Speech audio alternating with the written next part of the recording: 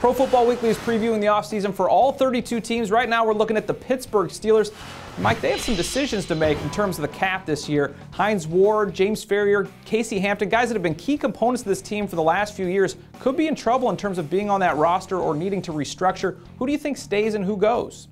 Well, I think that's kind of the question that everybody's looking at leading into free agency. And Ward is the guy everybody's got an eye on because he's probably the most high profile of those Steelers.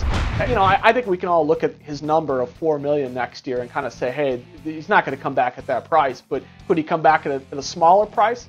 That remains the question. Again, Ferrier, Hampton, other guys like that, they've already started the process. They, you know, in letting go of Bryant McFadden, they've done some other restructures. They're trying to get into compliance, but I think that this is a team to watch in terms of some of the big names, you know, that again are either going to be forced to take pay cuts, perhaps, or will be asked to leave. You do seem to have a history of, you know, letting some guys go and then bringing in new guys maybe you haven't even heard of that end up making a big difference. They're not usually big players in free agency. They've addressed things through the draft. They've focused on the line the last couple of years. You expect them to do that again? I think so. I mean, I really think that when you look at their offensive line particularly, they need to get better. And I think that's, you know, protecting Ben Roethlisberger has to be a key.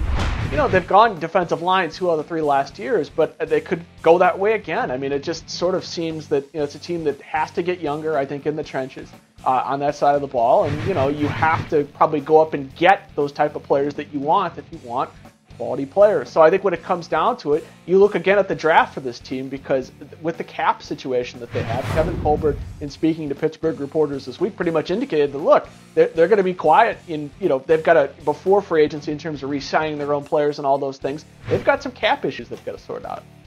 They seem to have a system in place that's worked over the years. You figure they'll stick to that. Mike Wallace is a restricted free agent. What do they do with him?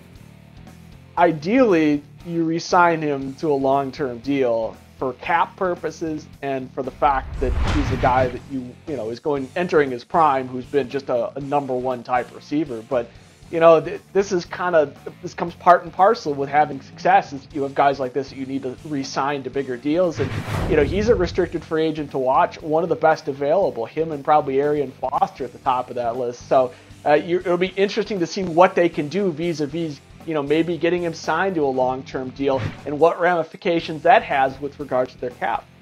Obviously a key part of that with a really revived wide receiving core with, you know, Antonio Brown and Emmanuel Sanders. Mike Wallace a key to that. That's a look at the offseason for the Pittsburgh Steelers. For the best coverage in the league, check us out at ProFootballWeekly.com.